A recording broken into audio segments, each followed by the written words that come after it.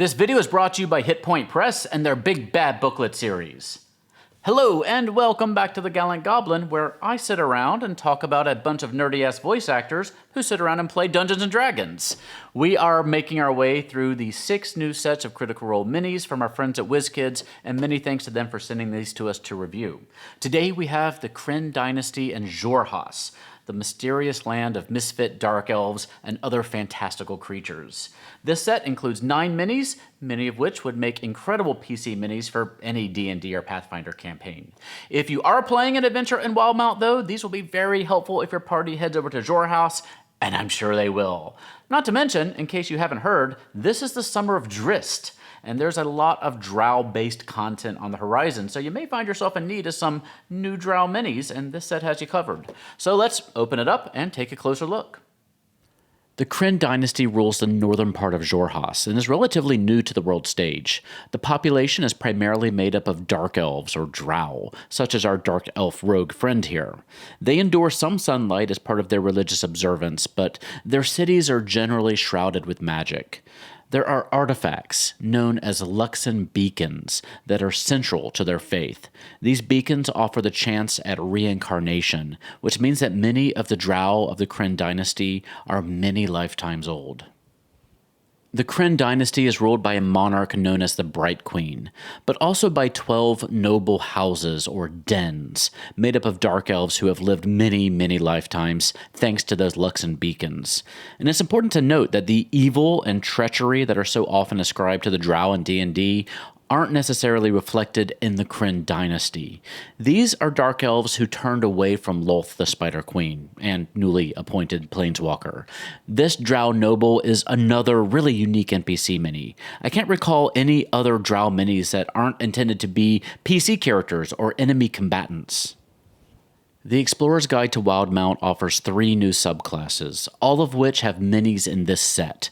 The first is the Chronergy Wizard, who can manipulate the flow of time by tapping into something called Dunamis energy and Dunamancy. In game terms, they can force rerolls, get a bonus to initiative, put foes into a time stasis, and even force the outcomes of an attack roll, ability check, or saving throw. This little gnome or halfling appears to be manipulating 2 arcane clocks. The other option is the Graviturgy Wizard, one who can bend and manipulate the forces of gravity. They can alter the weight of objects and creatures, move targets around, increase the damage caused by falls and weapon strikes, and keep enemies at bay. Both of these arcane traditions allow access to 15 new Dunamancy spells included in the book. Of particular interest to the Graviturgy Wizard might be the spells Gravity Fissure, Immovable Object, and Magnify Gravity. Here we get the Dunamancy Wizard, a very cool drow caster. There's nothing really about any of these 3 minis that particularly ties them to only Dunamancy, aside from perhaps the subtle clock effect on the Chronergy Wizard, so feel free to use these as any caster class. One of the cooler spells included in the book is Ravenous Void, a 9th level evocation spell that essentially creates a small black hole that sucks in everything within 100 feet and can completely annihilate a creature if they can't escape in time. The third and final new subclass included in the Explorer's Guide to Wildemount is the Echo Knight, a fighter subclass. I'm pretty sure this mini is meant to be a red-headed human with a flush nose, but it didn't translate super well to the mini itself, which looks more like they're celebrating Red Nose Day with the little clown nose. The Echo Knight can often be found on the front lines of the Krynn Dynasty's forces. They use Dunamancy to summon shades of unrealized realities to help them in battle. They're called Echo Fighters because the primary conceit behind the class is that they can use a bonus action to summon a gray, translucent echo of themselves in combat.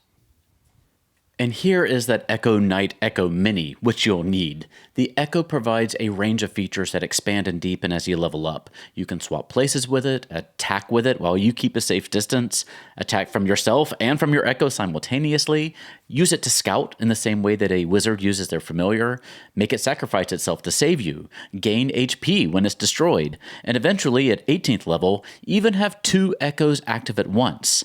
Though since you only have 1 Echo Mini, you'll have to grab one of those dreaded Invisible Icons of the Realms minis from older sets, which are usually fairly cheap individually on the aftermarket. Next is a great Lotus Den Halfling NPC mini, though she'd also make a fantastic druid or similar. The Explorer's Guide to Wildmount offers a pretty good selection of new subraces, including the Lotus Den Halfling here from the Lotus Den Greenwood, a verdant but dangerous forest in Xhorhas, shaped by residual power from a long-dead druidic fane. These halflings have learned how to harness these powers, enabling them to cast druidcraft, entangle, and spike growth. Finally, we have a mini known as the Trader of Krynn, an orc or half-orc. Xhorhas is known to be a relative safe haven for so-called monstrous races who aren't as welcomed in the Dwendalian Empire. So you're much more likely to find in Xhorhas creatures like orcs and gnolls leading relatively mundane lives as traders and fishers. And yet again, this set is providing some awesome non-human, non-combatant NPC minis, which I love. So as we go through these various Critical Role sets, I'm really getting a sense of what they offer to players who may not be Critical Role fans. The monster sets provided some great sculpts and interesting and fun creatures that you can use in any campaign. And these faction sets are giving you lots of cool PC minis for the new subclasses, this set in particular. But they're also greatly expanding your NPC mini options with non-human races. Even if you're just setting up a town marketplace that goblins may be attacking, like Sandpoint, having the little Lotus Den Halfling and Orc Trader of Krynn really provides that extra spark of life to your maps and gives you NPC options who may have a different perspective on a town and its happenings outside of your regular human bartender and town guard.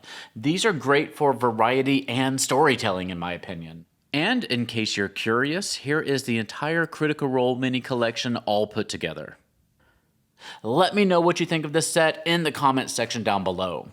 This set will be available on June 2nd for an MSRP of $49.99. Many thanks to our sponsor for this video, Hit Point Press, and their Big Bad Booklet series, a monthly zine about boss monsters for 5th edition. If you've been collecting the Big Bad Booklets over the years, I'd love to hear about your favorites. Let me know in the comments section down below.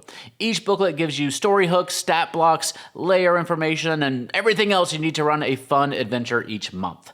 This month, come meet Exaxia, an arachnid thorn witch with a hypnotizing scent used to lure in her prey. Can you escape Exaxia's 8-legged clutches, or will you find yourself in a thorny situation? Subscribe today at bigbads.com. And thank you for watching today. Check out our Patreon at patreon.com/thegallantgoblin to help keep our cameras rolling here. Come join the discussion on Reddit, Discord, Twitter, Facebook, and Instagram. And remember that liking the video, subscribing to the channel, and sharing our videos with your friends helps us out a lot. If you have any questions, comments, or concerns, hit me up in the comments section. Otherwise, stay safe, have fun, love each other, and I'll see you next time at the Gallant Goblin.